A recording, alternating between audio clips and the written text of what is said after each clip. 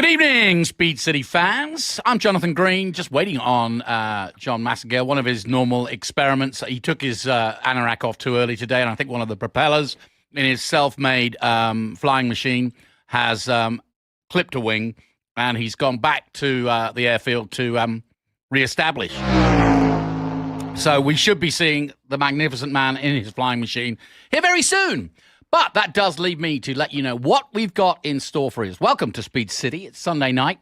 And while it's a quiet weekend, it doesn't mean that there isn't anything going on. So tonight we're going to catch up on what is... Oh, mayhem! That's true. There's always mayhem somewhere. And there was some in the air yesterday. Let me tell you about that. But we're going to be talking Formula One. There are a few stories out there. The summer is a little slow, as it always is.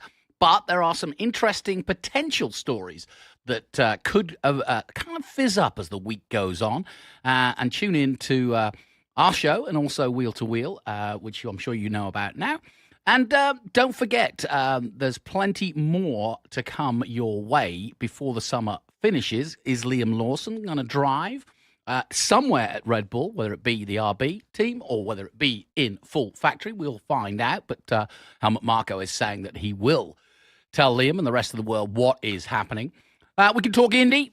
Great weekend at Worldwide Technology Center.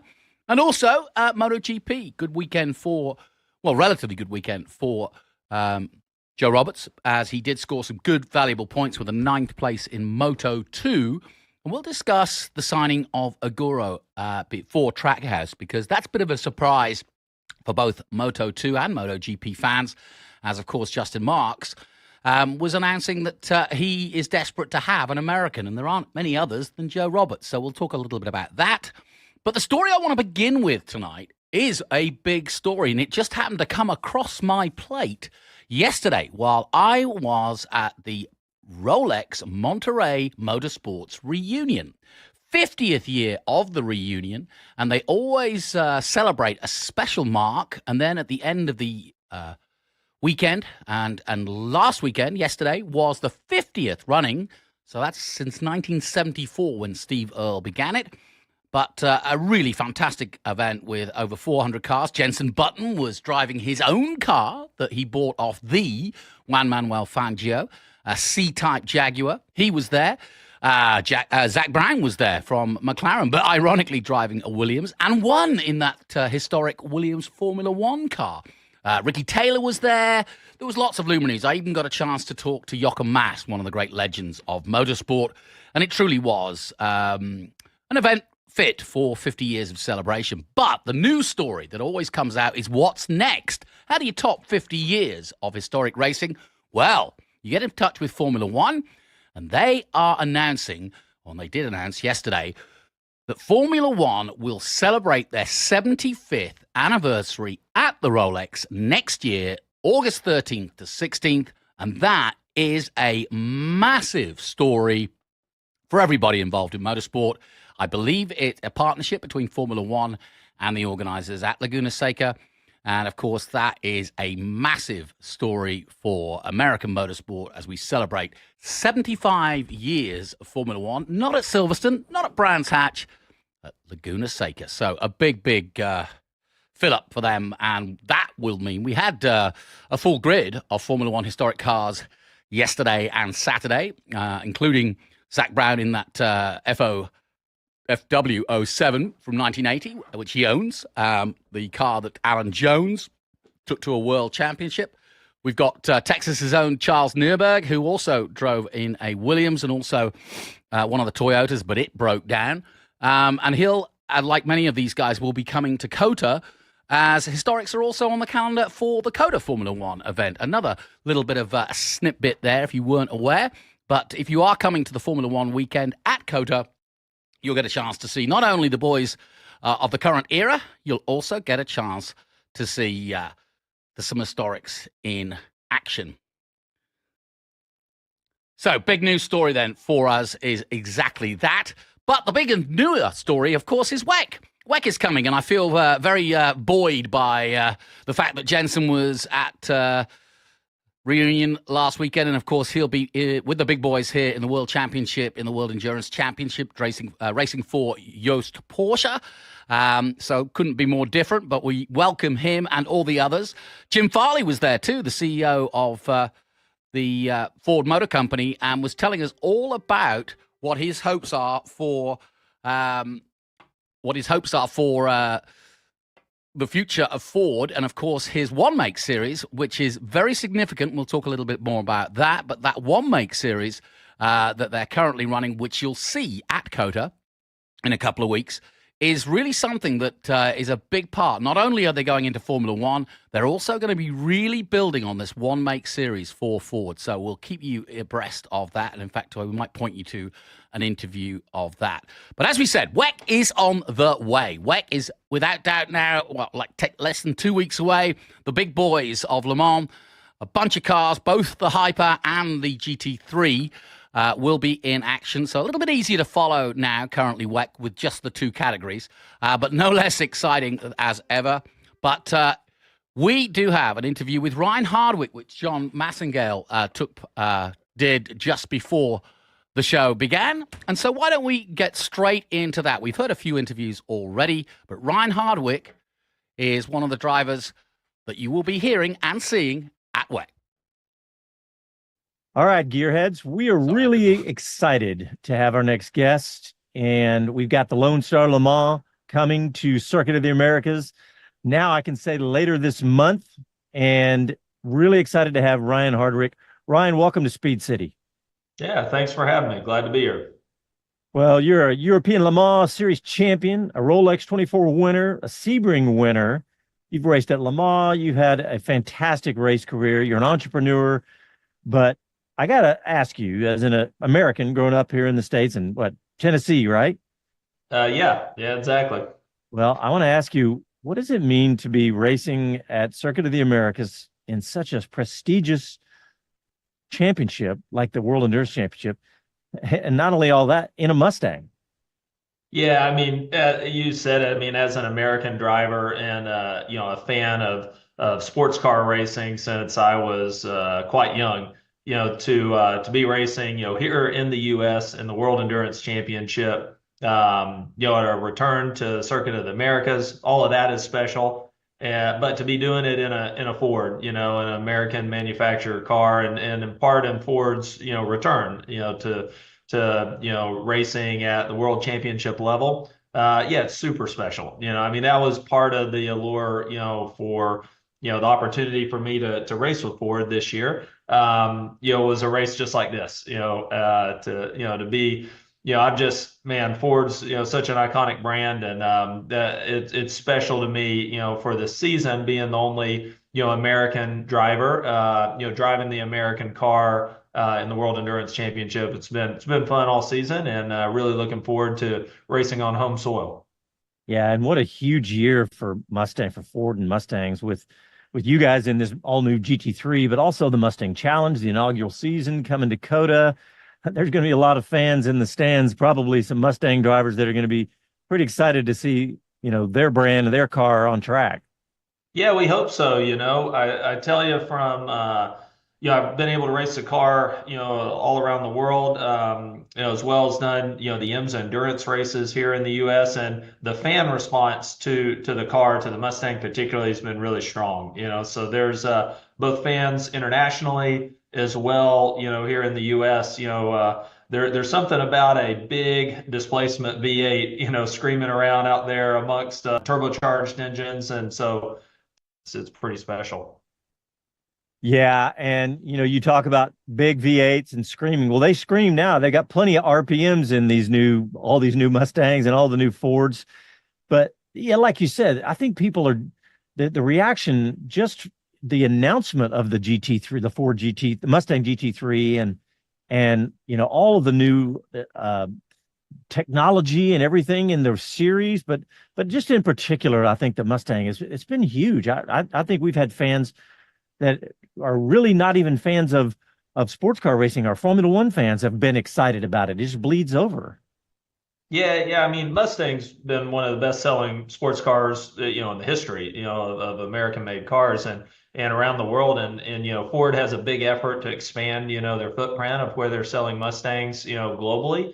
And I mean, gosh, almost most any car person has some type of Mustang story. Even if you're like Yeah. a GM Chevrolet guy, I'm sure you have a story somewhere along the way of a Mustang. Maybe you were going against or your buddy had or whatnot. But I think pretty much any car enthusiast, especially from America, but also internationally, a Mustang has come or they've been affected or been part of their lives in some way or another. So yeah, it's just such an iconic, brand and iconic car that's been around, for decades now. And this year we're celebrating the 60th anniversary of the Mustang, and so we have a lot of things kind of coming together. It's been special, the new car.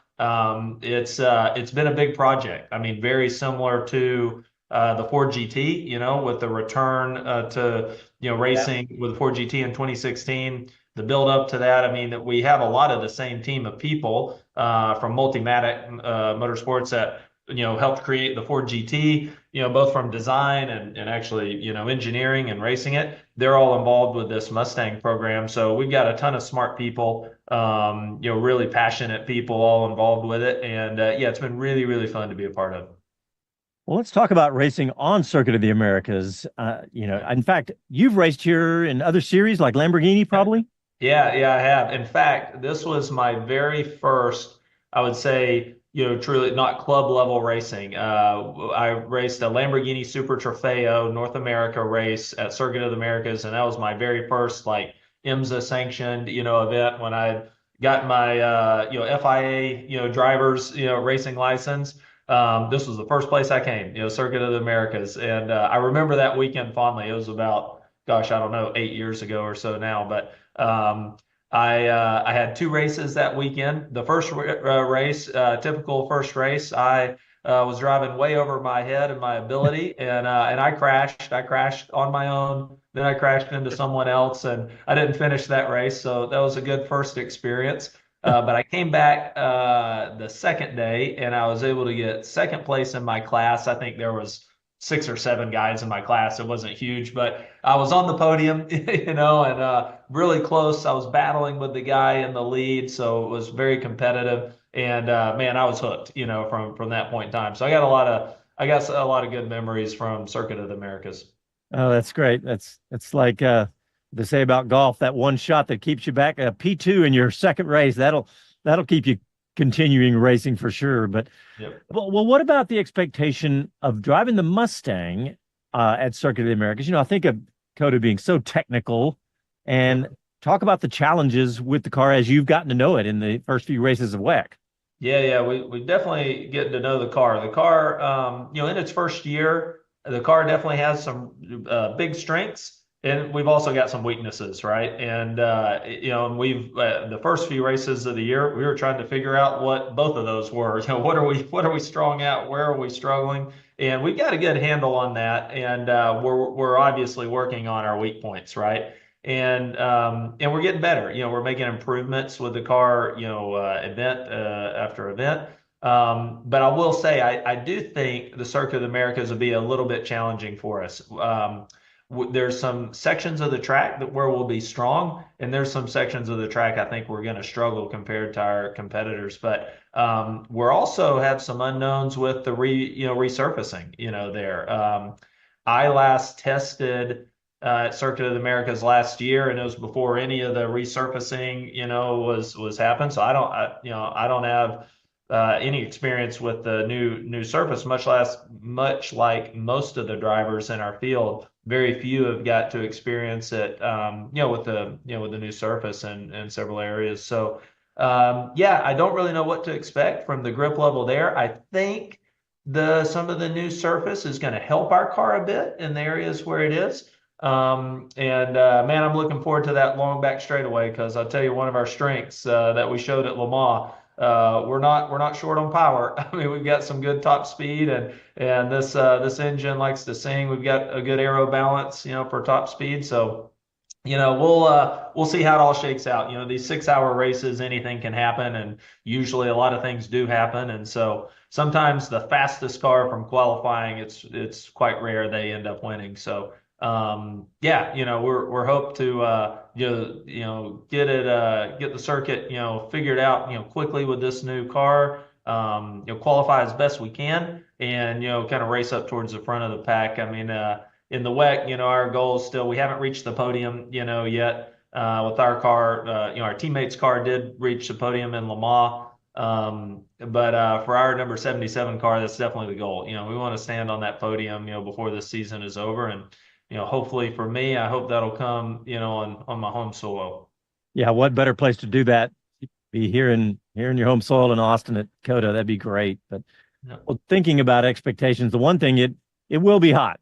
I'm here now. It's going to be 100 plus degrees today, and I think I looked last week. I was looking at last year's temperatures on the race date, and I don't want to scare you, but I think I saw 108 last year.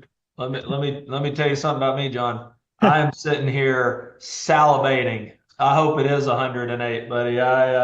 That's what I don't want to give up too much, but I mean, I can say it. Most of my competitors in our field know. I mean, I say I take a lot of pride in my fitness and my endurance, and I feel I'm one of the more fit drivers, in the series, and I take it like extremely seriously. And these days when it's cool and the conditions are perfect and everyone's got it easy in the car, it takes away that variable. I really enjoy it, man. When it is nasty, when it is hot, when everyone doesn't want to be in there and everyone's tired, I'll be tired too. When it's time for me to get out, I will be ready to get out, but not more so than any of my competitors. So we haven't had a truly hot race this year in the World Endurance Championship. Even like when we were in the Middle East to start the season, the temperatures were quite comfortable. And so we haven't had a real test physically yet. We've had some mental tests, raining at night at Le Mans. That was mentally very challenging, very, very difficult. But we haven't had a strong physical test yet. And I've been circling this date in Austin, Texas, at the end of August, 1st of September for a long time, knowing that physicality and endurance is going to be a big part of this race. Well, it's literally a guarantee. We might get some rain. It's happened before with the Lone Star Le Mans. We've had rain, but it will be hot because end of August in Austin is hot. So that's a given. I'm less worried about myself and more worried about tire degradation. But yeah. I think we'll see. Our car has been, I would say, kind, on tires. I think others have had a tougher time. So, we'll see. But the new surface is going to be a big unknown, for us. So, but yeah, with that type of temperature, tires are going to be a struggle for sure. Well, and you guys got some momentum. You had your best finish of the season in Sao Paulo, didn't you? We did. Yeah, we did. Sao Paulo. And that was really positive for us. So that was also a track that's super tight, a lot of elevation change, a lot of change of direction. And we weren't quite sure, that would be a good circuit for our car. But man, we were decently competitive. Definitely weren't the fastest car there, but we were competitive. And I think there was a kind of a late yellow there. I think we had a shot there of the top 5 and just kind of got shuffled around there towards the end. So it was fun. We were up and racing, in and around the top 5 for quite a while that race. So yeah, we do have some momentum, on our side. I was thinking you talk about Le Mans earlier, and I know that you guys, didn't get the finish you want, but it's such a bucket list, and even to be chosen to race at Le Mans, that is a huge accomplishment. But I think about how do you and how do the other drivers around the world think about COTA and coming to Circuit of the Americas? I mean, Formula One track in the middle of the United States like it is. Is it one of those approaching bucket list kind of places? I mean, let's be honest, nothing compares to Le Mans, right? I mean, so that is a driver, exactly like you said, you just feel honored to, line up. Yeah. I've been able to do it twice now and looking forward to a few more times. That's definitely, that's on the bucket list to win. But I think all of these, a lot of these tracks were fortunate with the World Endurance Championship that we're getting to race on, these F1 caliber tracks. Circuit of the Americas included, so I personally, a lot of drivers have different opinions on different tracks, maybe because I raced there the very first, competitive event I ever had. I enjoy Circuit of the Americas. There's a couple unique parts of the track that, can be some passing opportunities, but to me, that's what makes it makes it quite difficult. It is difficult to pass here. You've got to really kind of make the overtakes happen. And yeah, and it has been, I'm going to say, a bit one line where the grip was, but again, a little unsure with the new surface. I think that may open up a little bit. So yeah, I think whoever stands on top of the podium, this race is going to be super proud. It's going to be, especially if it's the first time you've ever won there. So yeah, I have not won a race at the Circuit of the Americas, so no better time to do that. But yeah, I mean, it's anywhere you're racing at the same place the Formula One boys have been. It's a special time. Yeah, that's great. Well, you guys are gonna be racing into the night. This race starts at 1 o'clock and it's going to be 7 o'clock, and so it'll be. I'm not sure. I meant to check the sunset, but it'll be right around sunset probably. And it'll be exciting. that's all. To me, that's you guys are used to it. Y'all race 24-hour races. For the fans, that's a huge deal to see cars right as the sun is setting at COTA. That I've been there, and it's a really fun thing to do. Yeah, we'll get some good pictures, I'm sure. Yeah. I think I'm going to be, but again, because of the fitness, I think I'll be the guy drawing the card to start the race in the heat of the afternoon. So it'll be up to my teammates to have us looking good out there under the sunset. But yeah, it'll be a special part of the race. Hey, just a couple more questions for you, but I think it was your Instagram or one of your socials where you have what you showed would be a dream American car garage with a Ford Mustang with the supercharged V8, the Shelby 500, Yep. and also the Raptor, both of them with the same, what is it, 700 plus horsepower supercharged V8? They're slightly different too, but same engine, same supercharged 5.2 engine, and they're both right around 750 horsepower. It's man, I've loved the Ford. I mean, not playing on Ford. I mean, before I was racing for Ford, I swear that the Ford Raptor has been like the greatest vehicle, to drive every day. And I've enjoyed, several different generations of that truck. And my family, we're off-road motorcycle riders. My boys and I, we ride dirt bikes, so trucks are a big part of our life. We got to be able to take, our dirt bikes and all the gear. And yeah, this new Raptor R, I mean, man, that engine is like it's unbelievable. I mean, I feel like it's the greatest V8 engine ever made, and we're going to have a variation of that engine as well coming in the new Mustang GTD that's coming next year. It's very closely based on our Mustang GT3 race car. So yeah, just like the Shelby GT500. I mean, man, it's really cool. Like I say, I've just been a Ford fan my whole life. My very first car was a Ford Mustang, a GT. Huh. 1995. It was a 5.0 liter V8 with a manual transmission and black on black. I mean, I love that car. It's my first car. And yeah, so Mustangs have always been, special place in my heart. So I can't wait to get my my Mustang GTD to add right alongside. That's awesome. That's great that was your first car, and now you're racing for Ford. That's a great story. Yep. Yeah. I feel very honored. Ryan Hardwick, thank you very much for the time. We will see you at COTA. We'll be there, and we'll come say hi.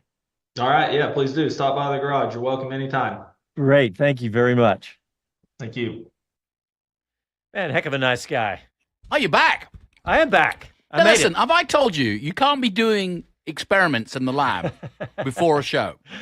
Believe me, I was budgeting my time, and I was like, because what I did was I replaced the emergency brake on my old Beamer, and I got my middle son to help me, and he was going to put the lug nuts. What's he called, lug? Yeah, well, he was going to put the lug. Where's nut these days? Lug nuts. He's more of a computer guy, but okay. he was helping me a bunch. By the way, he did a great job, but he was putting the lug nuts on, and I had my big impact gun that'll do like 800 foot-pounds, and I was like, God, you Texans and your guns. I said. I said, let me do those lug nuts. Just hand put them in. Right. And I completely forgot. I jumped out on Mopac, and I got to about 50 miles an hour, and I was like, heard this, whoa, whoa, whoa, whoa, whoa. And I was like, oh, no, I forgot. I knew immediately what it was, so I had to turn off. There was no, because, I can't get here without going highway speeds. So I had to turn around and go back. And then I'm leaving and getting back on the main highway, Mopac. And a guy runs the light and almost T-bones me, slides through the intersection. I happened to stop just in time.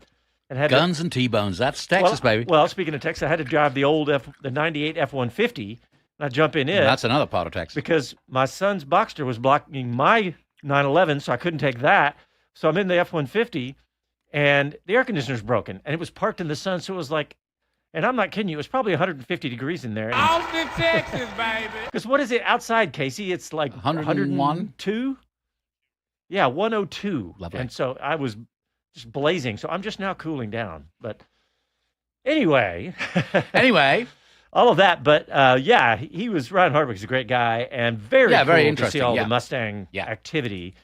And in fact, you were out at Monterey, which I was really bummed to miss that part of the show because I want to hear more about it. So I'll go back and listen. Okay. But you said that you ran into Jim Farley, CEO of Well, we Ford. interviewed Jim Farley. Actually, while he was about to take his Cobra out on track, which, by the way, he won in. But, Awesome. Yeah. So good. I add him to the list of CEOs to race against Zach Brown. Yes, and Zach Brown won in his own Formula One Williams car. The FW 07 from 1980, which Alan Jones took to the World Championship. Well, that's owned by, I know, that's owned by Zach Brown. So what was that? A V8? Yes. A Ford engine, yeah. Yeah. How did that thing sound? Oh, 15,000 RPMs or whatever it was. Yeah, awesome. Yeah. Anyway, so Jim Farley, CEO of Ford, made an announcement. Well, not so much an announcement, but what he admitted was, I mean, it was one of those casual interviews where, you know, we kind of dug deeper as the weekend went on. But basically, the statement was that these, while he loves racing at the weekend, we see him a lot at Historics, and it's great to have him. And you know, I always joke and say, well, he can't get an email or an unhappy customer or the office can't chase him when he's racing his car, you know? Yeah. But he says he's doing more and more B2B. And of course, if you know Monterey and the Historics and the reunion, it's a 10-day event, 21 different events, including auctions, the Pebble Beat, Elegance Top Concourse, Quail, you name it, as well as what we did yesterday, which was the motorsports part, which was 2 days of historic racing, 13 groups, honoring all the greats of American motorsport. You'd have loved it. But in his interview, he was talking about how Ford are getting back into racing. And the model seems, anyway, and he hasn't sort of said this is the model, but he basically alluded to the fact that their one-make series that you'll see at WEC and COTA in a couple of weeks is kind of the benchmark or kind of the template for the future of how Ford want to go racing. Obviously, they're going Formula One racing again. That's sort of, you know, that's set aside. But what they want to do is kind of take a leaf out of Porsche's book and create Carrera equivalent cups in Mustang terms. And that makes total sense. They've got a one-make series. They want to take this car around the world.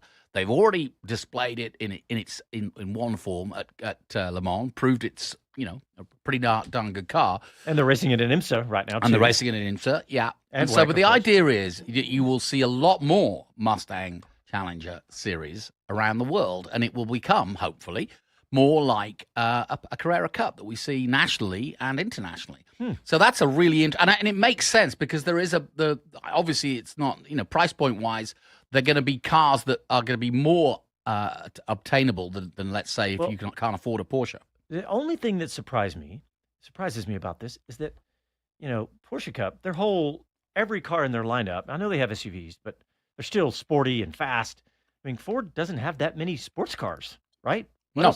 Well, the Mustang was the whole point they did it. And so I guess, I mean, look, Ford is huge and they sell a lot of Mustangs. So there's nothing wrong with that. I'm not, you know, poo-pooing it all. I think it's fantastic. But it's a great way of getting people more aware about the only sports car they have. I mean, look, and it's good for a brand no matter what, right? It's always good for a brand. All right, let's take a quick break. And when we come back, we're going to talk IndyCar and MotoGP. Back after these messages.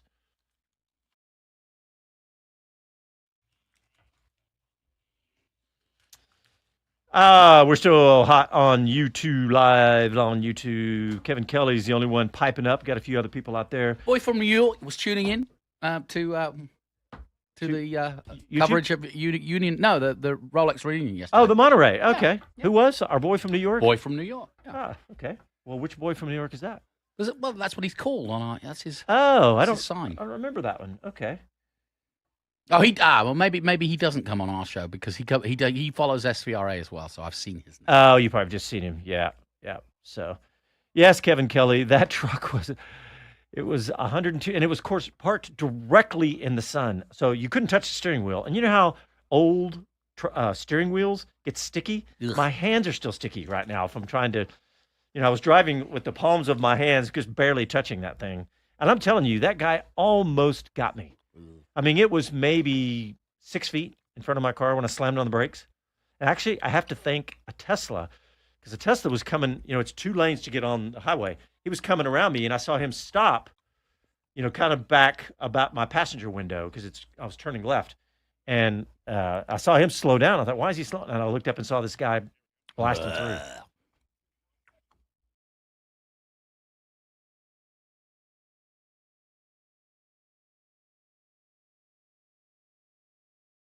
Hello to everyone, this is Gunther Steiner, this is Speed City. Welcome back to the fastest hour in radio, Speed City. All right, I promise we're going to talk IndyCar, and we are, because last night, Saturday night race, IndyCar, just outside St. Louis at the what is it called? The Worldwide Technology Raceway. Yeah, WWTR. And Josef Newgarden won it, amongst a bit of controversy, as you guys say. Controversy. Yes, a little bit of controversy, but you know what? You mean the restart, or? Yeah, the restart. The power got involved in, and yep. Rossi. We've got a clip. I've got a little clip off the IndyCar media site that we'll play if Casey can get that one ready. He's got it ready. But let me set it up a little bit. Okay. So it was, 20 laps to go, and they were doing the restart after, I can't remember which crash. There was a bunch of crashes. It was actually really good racing, by the way, that we'll talk about. But so they do the restart, and according to Newgarden, and you'll hear him say this, is that the leader sets the pace, or sets the moment they go green. Correct. Right? Just as in any motorsport. So he's going, he starts, and then back behind him, Will Power, they showed an onboard, and he gets on it. But he immediately backs out. He gets on it and backs out. Well, what happens when you leave a stoplight I know. and you get on it and then you hit your brakes? The guy behind you hits you, which was Alexander Rossi. Yeah, and I played it back a few times. And what he said afterwards, Newgarden was fooled by this too. You see the lights are red, and then you see them go green, and then one of them kind of just goes back off again. And it was almost like they kind of... And so even when they go green, like you say, the prerogative is with the leader, not with the guy in fourth place. That's what Newgarden says. I don't know that for sure. I didn't go digging in the rules or anything. No, I'm pretty sure that's the case. You can't just accelerate away just because you see green. You've got to wait for the leader. Got to wait for the leader. So all right, well let's play Newgarden right here. I mean, I was trying to go as late as I could, which is not, sometimes people go really early, sometimes they go in the middle. Sometimes they go kind of late, and sometimes they go really late. And, it's not that different of a restart that I've done before. I've done a lot of restarts from the front, and it's not that different from other restarts that have gone late. So I don't know that I'd change much. I mean, we're going to, if anyone, especially on our team, if they want to look at the data, you're going to see a very consistent speed. And then what it looked like to me when we stopped in the red and I saw the replay, what looked like happened was it went green momentarily before I went. Just momentarily. I'm talking like half a second or a second. So if it's just that slight difference in timing, if race control goes green and I haven't gone yet for just a second, I think people were trying to, jump, which we've had a problem with, to be honest. Like, we've had a problem with jump starts the last 2 years, and it's a constant topic in the driver meeting. So, if there's just a slight miscue there, I think people are very on edge on these restarts trying to get the run, and it looked like it mistimed in the back. At least with one individual, and that's what caused a problem. So, from my side, it's the last thing you want to happen at the end. I mean, I don't want to create a wreck, so I wasn't trying to do that. It was not my intention. I don't know that I'd do much different, because that's how I would do a restart. So I did the same speed. The next time through, I just went a little sooner, because it looked like the green going slightly early was the big miscue. So, that's my take. The procedure for race control is they're watching your throttle. And when you commit to going, that's when they throw the green or they initiate the green. So there is a zone. They put a zone out every race, and I was trying to go at the end of the zone, like as late as you possibly could. And it looked like there was just a mistime there. So, yeah, I mean, that's, it's also possible that, it looks like only one car really kind of ran into one other pretty aggressively, at least from what I saw. Maybe I'm wrong. Maybe there's more. But, it's also possible that was just totally fine. And, if that one car didn't have that problem, then we'd have been all right. I don't know. I mean, I haven't seen the whole thing, but that's what I saw with the clips. Yeah. So, I mean, he agreed with both Yeah, that was my take on it. Yeah. And I think he's referring to Rossi because it was Rossi. He was. Yeah. He was Rossi running into the back of Will Power. Who, by the way, did you see Will Power? He sent a message to Newgarden right after that with one of his fingers. Ah, yes. He was telling him that he's number one still. Yes, right? he was telling him he was. Hey, Teamy. He chose a certain finger to tell him he's number Yeah. one, but yes, he did. Because, well, he likes to keep his index finger for him, which is his own number one, and then he gave him the other finger he had. So that's teammates. The most prominent That's finger. love, isn't it? That's A little bit of Penske love. That's Will Power for sure. Yeah, I know. He's great. I was really bummed. Connor Daly, he still finished 13th. He got caught up in some of that.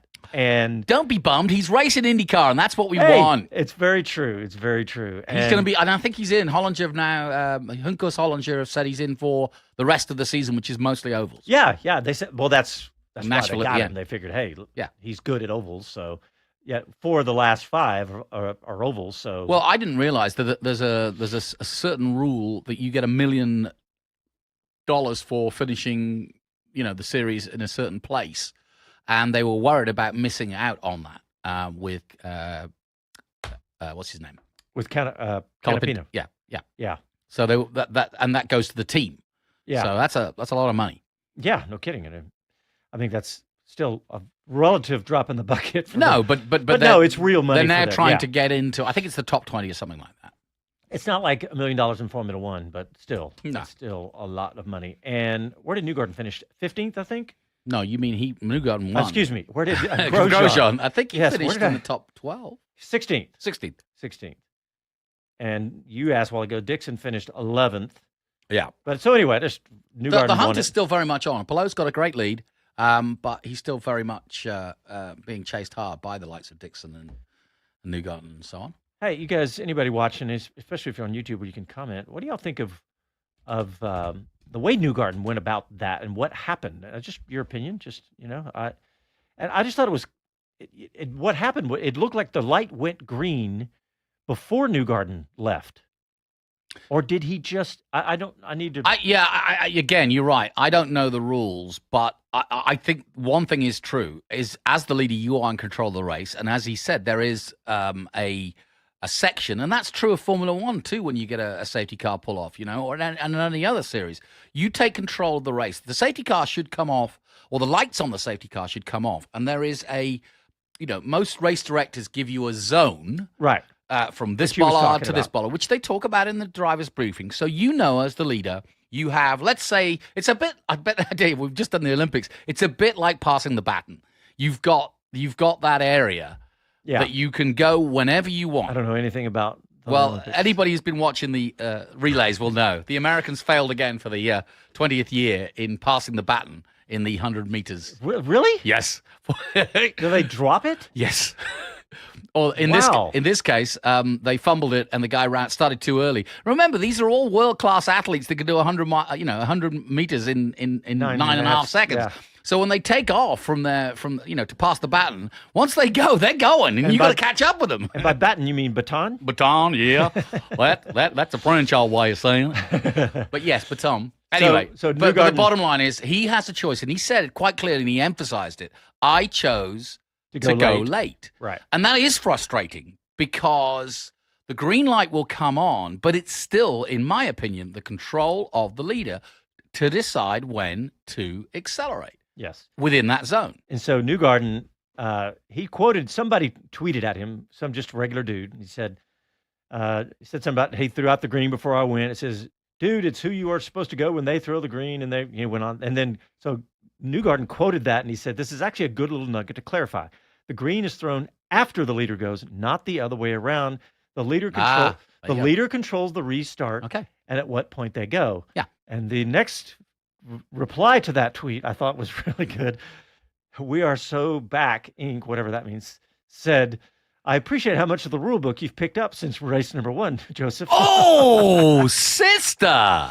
Oh, snap. Now that is tough. And that is referring, of course, to the scandal that was The push to pass push to button pass button that they forgot to turn off. Yeah. Yeah. Ooh, baby. I still don't think that. I still think the Newgarden. That 500. We said, how is he going to get back in the graces? The Yeah. 500. That's what did it. Yeah. Yep. But obviously, he's a great driver, and they had a I good like race. Josef Newgarden. How he deals with the politics and ins and outs of Indy, I think is pretty impressive. And I've got a lot of time for him. There's a few of those drivers I haven't got a lot of time for, having worked with them. Where did Santino Ferrucci finish? No, Santino Ferrucci just reminds me of AJ Foyt at the same age, and I didn't know AJ Foyt then. But when I hear and get regaled of AJ Foyt stories, he just sounds like Santino Ferrucci. It drives people crazy on social media when, like, IndyCar tweeted this week something like another top 10 finish in Santino's last whatever. They gave him some good stats, and this guy was like, "Why are you quoting Santino's good stats all the time?" Anyway, I love actually having the character that he is. Oh, he's in great. racing. He's great for the sport. And he's clearly fast. Oh, yeah. So, because he's some of the moves he made at the 500. I mean, talk about, that's why I say he's got a touch of the AJ Foyts about him. I mean, he's fearless. a touch of the AJ Foyts. I like that. You like that? Almost sounds like you can get cream for it. Yeah. Exactly. I've got a touch of the AJ Foyts. It's coming over me. I'm feeling awfully bold. I love the way the British say cream. Disgusting act, and it's unfortunate that we had that on our air. That is disgusting. Instead of salve or whatever. It's cream. I know. I can't even think of the right word here. It's what we put on our scones. Oh, yeah. Like when we have an itch. Wait a minute. All right, we're going to switch to MotoGP, but we're going to take a quick break before we do that. Yeah, get us out of here. Yeah, back after these messages.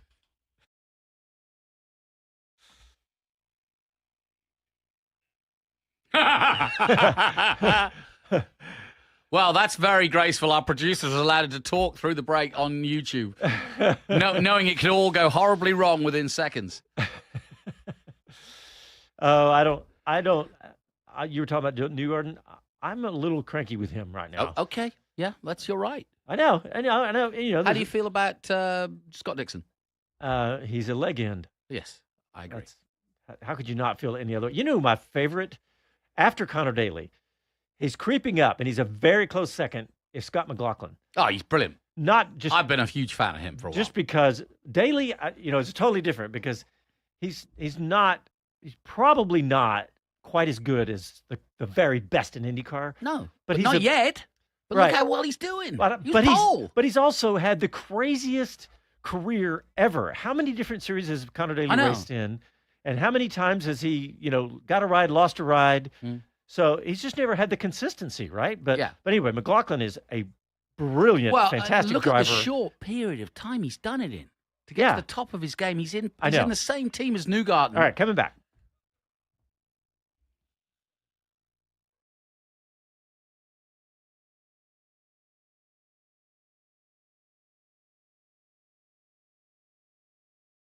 Hi, this is Jay Leno from JayLenosGarage.com, and you're listening to Speed City. Welcome back to the fastest hour in radio, Speed City. All right, I said we're going to do MotoGP, but we're going to finish up on a discussion that we were having in the break that YouTube listeners and watchers can hear about. But we were talking about, I was saying that I was still cranky with Josef Newgarden because I didn't like the way he did all that push-to-pass stuff. And then I said, I was talking about Connor Daly, and I don't have a lot of favorites in motorsports, but I'll admit Connor Daly's my favorite IndyCar. Well, just because he's a cool, fun guy, and he's a normal person, and he's just, And he's hopefully going to be our co-commentator at Las Vegas. So if you're going to the Vegas Grand Prix, me, Connor, and Bob will be there, as well as yourself. Yep.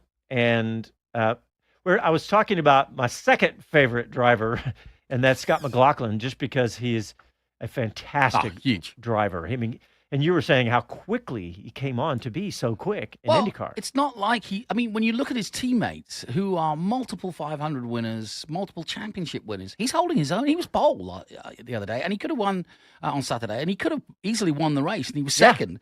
I mean, it's startling. I mean, we again, Van Gisbergen is doing one here. But when you look at Montoya's career in NASCAR or who came to Indy, I mean, Jimmy Johnson, that's a good comparison.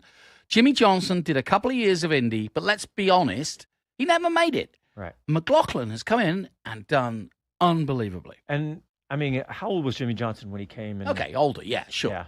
Absolutely. Yeah. But I you know, but still, that's I mean, a he leg end in its that's right. own mind. Yeah, and I'm a absolutely. huge Jimmy Johnson fan. Yes. In fact, I think I've seen some memorabilia or something, hats or something that you've got. So I love it. But yeah, what I like about McLaughlin is that, like, on social media and in interviews, he's just having fun, just a goofball. Yeah, and but him and Van Gisbergen are just ripping up the circuits around America. I love it. Yeah, it's great. All right, let's talk MotoGP. Yeah. Because Pecco Bagnaia. Ah, yes. He's killing it. I mean, look, he's a two-time reigning champion, right? And he's now won 7 races this year. Yep. I mean, I don't know the list of how many people have won 3 consecutive championships in MotoGP. Not many. But that's a pretty short list. Not isn't many. it? Yeah, it is a very short list. And in fact, I think Rainey maybe was consecutive. I may or may not be right on that one. But either way, he has 3 MotoGP titles, Wayne Rainey. And yeah, it's rarefied air. But also, everybody in the paddock's talking about Marc Marquez joining Ducati and Bagnaia. How's he going to deal with it? It's like the way he's riding, I don't think he cares. Marquez hasn't stayed on the bike for the last 2 months. Yeah. So did you see, you were talking about Wayne Rainey and his arch rival is Kevin Schwantz. Did you see Kevin Schwantz's name get mentioned in the broadcast for MotoGP? I did not. Because this for Pecco Bagnaia today was his 25th win, tying Kevin Schwantz. Yeah. For wins in the Premier class. Yeah. Which pretty cool, I would right? I would argue that back in Kevin's day with those absolute beasts that were riding, to get 25 victories was probably a lot harder then. Yeah. I mean, and they referred to him, rightfully so, as the Texas legend that is Kevin Schwantz. Yep.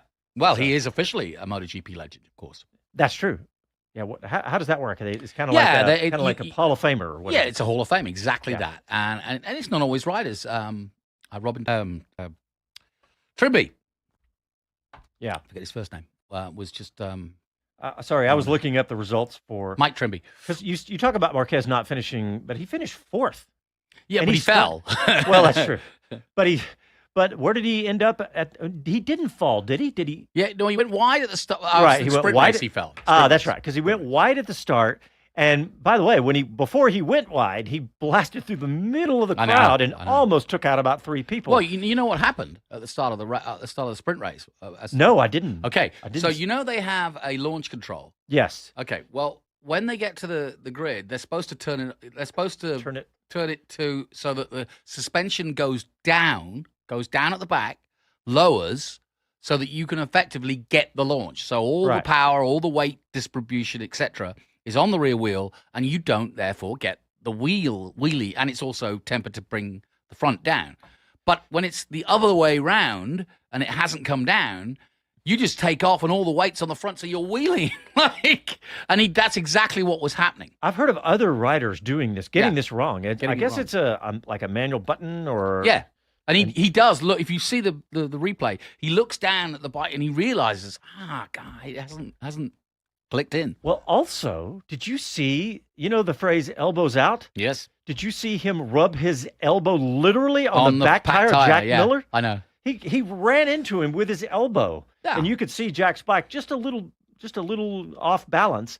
And then the next lap, Jack went down, basically, I think on the same corner, actually. I tell you, they're modern gladiators, those boys. But he hit the bike so hard that it shook the bike. And I can't believe he held on because he was like rammed his elbow or his forearm into the back tire. I was like, oh my God. He's got amazing innate balance. Yes. And I think it's his size. I think it's his size, partly. Yeah. He's just got that ability to move just at the right time and to reverse the weight and keep it going. What else struck you about MotoGP today? I think it's going to be hard to stop anybody beating Bagnaia. Although Jorge Martin still does look good. I mean, let's face it, he is very good.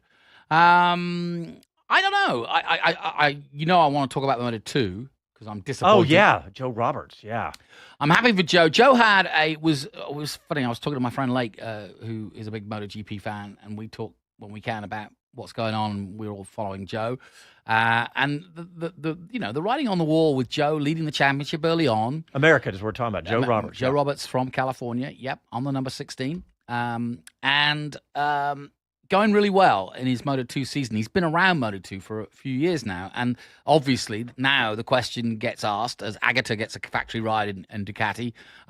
He's another Moto2 guy. Is when is Joe going up to MotoGP? And the story was Trackhouse were looking to put an American on the bike for their two-man ride, the only American team in MotoGP currently, and they didn't. And they didn't just say it like it's rumored. No, they came out and said that's we're going to have Americans. Well, I've got the press release right in front of you. Trackhouse Racing welcomes Io Agura. Yeah. Well, Joe Roberts is third and Agura is second. Broke his hand though this weekend and therefore didn't score any points because he wasn't racing. So Joe's taken a few points off him with a 9th place. By the way, the standings, you talk about Bagnaia probably going to win, but he's only no, it's still out there. He's only 5 points ahead of Jorge Martin. Yeah. I mean, Jorge Martin, don't take anything away. Yes. But it was weird because even the commentators were saying, how the heck is Bagnaia pulling away from an equal bike like Jorge Martin's in some of the slower corners? But he's doing it, and it could be set up. It could be when you get on the throttle. It could be one of many things. But that's the facts. Bagnaia is the boy. Yeah. Anything else? Because I've got a local story I want to talk about. Yeah, go for it. So we've got the T11 condos coming up at COTA. Mm-hmm. I actually talked to Brad and Epstein. Oh yeah, I talked to him on Friday. Well, he's running it, right? That's Bobby. That's Friday, right. He's running it, and because when I talked to him early in the year, we had him on the show. He was saying they were going to get open by about now, right? About summertime, June, July, August, something like that. When I went by the other week, they looked. Oh, they're going great. Yeah, but they hit a snag. And Casey, get your dun dun dun ready because it was the don't produce the show. City of Austin permit department. That is not how we do things in the city of Austin. See? Don't poke the bear. He was looking at his phone. He wasn't paying attention. Oh, now you're going to throw him under the bus on air. So anyway, Brad said that they hit a snag. They're running slow. So I had to be out near COTA. I called Brad because I thought maybe I'd stop and see him. But instead, I said, I've never been to the other condos that are going up, Garages of the Americas. Yep. Chris Taylor Racing and all those guys over there. Mm-hmm. And I'd never been there, and I never met Chris. They're right across from COTA. And it's just above. So if you go past the Exxon, it's up on the hill. Right. That's right. If you're headed out near to the COTA, Mexican restaurant. Exactly. So T11. The parking lot 11. No, not parking lot T. 20T. Yeah, T. Yeah, parking lot T. Anyway, so I pulled in and got out, and this guy walks up and I said, Chris? And he said, yeah. And he said, hey, I'd introduce myself. He goes, oh, yeah, I know you guys, blah, blah, blah. And he said, you want to take a tour? And I said, sure. So he took me to the back, and they... Beat the hell out of you, yeah? They have made huge progress. Cool. They're on a similar pace. They've got phase 1, phase 2 already sold out. They've got phase 3, slabs for phase 3 and phase 4. So they're going gangbusters, and too. Is it a similar concept to It's very similar. There are some subtle differences. Like, I think T11, you buy them as a shell and you customize out. Garages of the Americas is a little further down the path of, the shell is mostly finished out like sheetrock and everything else. The subtleties. And so, but anyway. And I'll put, when you think about, is that going to be competition and all that sort of stuff? Yes, but no, because look at places like Silverstone. If you go there, or Donington, the industry within the parameters of the landscape that they have, or the acreage they have, is full of race teams, race fabricators, race repairers, restorers. And Chris said that he's got a race shop, so he's going to do all the race setup. In fact, he's going to have a huge shop, like 8,000 or 9,000 square feet. But they're going to bring in guys. They're going to bring in a wrap guy. They're going to bring in a welder or whatever, specific services that I say bringing LL Cool J as a wrap guy. You're going to bring in LL Cool J. Yeah. And Fresh Prince, too. Mm-hmm. But anyway, it was very cool, and we need to get him on the show because it's really cool. Just like we had Brad on the show, let's get Chris on the show. Yeah. And I told him that. I said, we'll call him up. But it's really cool. And I just love the fact, this was the dream back in 2010 when COTA was announced. we're going to have all this stuff. Well, these are two that we are getting, and they're both almost there. And the roller coaster was looking further along. Yeah. So See how it goes over the bridge? That's pretty right. wild, isn't there it? was a lot going on. So all right, we're out of time, and I want to talk about next weekend because we got Formula One coming back. That's right. Back to the action. And Chris and I will be doing Wheel to Wheel on Wednesday. So if you guys don't know where to find all that stuff, go to our website, speedcitybroadcast.com, and check it out. But we'll be doing our pre and post next week and post qualifying on Saturday too. So thanks everybody for tuning in, and we'll talk to you next weekend. Happy trails.